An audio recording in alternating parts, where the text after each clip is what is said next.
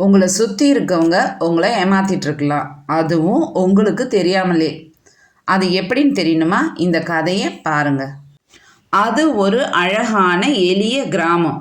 அந்த கிராமத்தில் ஒரு ஏழை பிராமணன் வசிச்சுட்டு வந்தார். அவரோட வாழ்க்கை ரொம்பவும் எளிமையானது, ரொம்பவும் கஷ்டமானதும் கூட. அவரோட வாழ்க்கையில் அன்றாட உணவுக்கே அவர் ரொம்ப கஷ்டப்பட்டுட்டு இருந்தார். தினமும் யாராவது கொடுக்குற தானங்களை கொண்டு தான் அவரோட குடும்பத்தை அவர் நடத்திட்டு வந்தார். ஒரு நாள் நல்ல மனம் கொண்ட மனிதர் ஒருவர் ஒரு ஆட்டை தானமாக கொடுத்தார். அந்த ஆட்டை பார்த்ததும் பிராமணருக்கு மிகுந்த மகிழ்ச்சி. ஆஹா, இந்த ஆட்டால் என்னோட குடும்பத்தோட வறுமை போயிடும், நாங்கள் மகிழ்ச்சியாக வாழறதுக்கு இந்த ஆடு வழிவகுக்கும் அப்படின்னு மகிழ்ச்சி அடைந்தார் அந்த ஆட்டை பார்த்த அந்த பிராமணன். அந்த ஆட்டை தன்னோட தோளில் தூக்கி போட்டுக்கிட்டு வீட்டை நோக்கி நடக்க தொடங்கினார் அந்த பிராமணர். அது ஒரு காட்டு வழி பாதை. அந்த பாதையில் அவர் நடந்து போய்கிட்டே இருந்தார். அந்த நேரத்தில் அந்த வழியில் 3 திருடங்க வந்தாங்க. அவங்க அந்த பிராமணரை கவனிச்சிட்டாங்க. அவர்கிட்ட இருந்த ஆட்டை எப்படியாவது திருடிக்கணும்னு முடிவு பண்ணாங்க. அவங்க தங்களுக்குள்ள கலந்து ஆலோசித்து ஒரு முடிவு பண்ணாங்க. முடிவை செயல்படுத்த தொடங்கினாங்க. 3 திருடர்களும் தனித்தனியாக பிரிஞ்சு பிராமணரோட எதிர் திசையில் நடந்து வர தொடங்கினாங்க.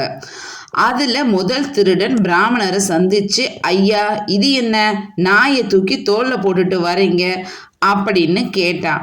அதை கேட்ட பிராமணன், இது ஒன்றும் நாய் கிடையாது, இது ஆடு அப்படின்னு சொல்லிட்டு அவர் வேகமாக நடக்க தொடங்கினார். கொஞ்ச தூரம் அவர் நடந்து போயிருப்பார். இப்போது 2வது திருடனும் அவர் கூட இணைஞ்சிக்கிட்டான். அவன் அவரை பார்த்து சொன்னான், ஐயா, என்ன இது, இந்த மாதிரி பெரிய நாயை தூக்கிட்டு போறீங்களே.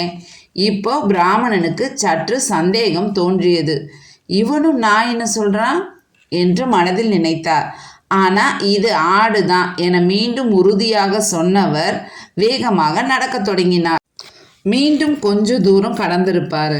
இப்போ 3வது திருடன் குறுக்கிட்டான். ஐயா, என்ன நீங்கள் நாயை தூக்கிட்டு போகிறீங்க, அதுவும் ஒரு பிராமணனாக இருந்துக்கிட்டு இப்படி ஒரு நாயை தூக்கிட்டு போகிறது சரியா என கேள்வியை எழுப்பினான். இந்த முறை பிராமணர் மிகவும் குழம்பி போனார். 3 பேருமே இதை நாயின்னு சொல்கிறாங்க, நான் தான் ஒரு வேளை தப்பாக நினச்சிட்டேனோ இதை ஆடுன்னு அப்படின்னு நினச்சி பயந்தார். அவரோட மனசில் இருந்த சந்தேகம் பெருசாயிடுச்சு. ஒருவேளை இது நாய் தான் போல என அவர் நம்ப தொடங்கிட்டாரு. உடனே அதை அவர் கீழே போட்டுட்டு பயந்து ஓடத் தொடங்கினார். அந்த 3 திருடர்களும் உடனே வந்து அந்த ஆட்டை எடுத்துக்கிட்டு சிரிச்சுக்கிட்டே போயிட்டாங்க.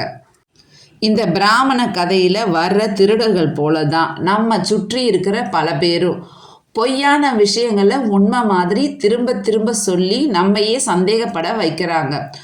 ஒரே பொய்யை மீண்டும் மீண்டும் கேட்டால் அது உண்மை மாதிரி தோணும். ஆனால் அதுக்காக நீங்கள் உங்கள் வாழ்க்கையில் எடுக்கிற முயற்சியை கைவிட்டுடாதீங்க. நீங்கள் முன்னேறணும்னு புது பிஸ்னஸ் தொடங்கலான்னு முடிவு பண்ணுவீங்க, புது விஷயத்தை ட்ரை பண்ணணும்னு நினைப்பீங்க. அப்போ தான் என்ன நடக்கும்? அது கஷ்டம், அதில் யாரும் ஜெயிச்சது கிடையாது, பல பேர் லாஸ் ஆயிட்டாங்கன்னு பல குரல்கள் வரும் ஒரே நேரத்தில்.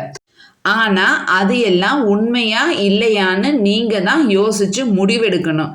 யாரோ பல பேர் சொல்கிறதுனால உங்கள் வாழ்க்கையில் நீங்கள் எடுத்த முடிவிலிருந்து பின்வாங்கிடாதீங்க. உங்கள் வாழ்க்கையோட முடிவை நீங்களே எடுங்க.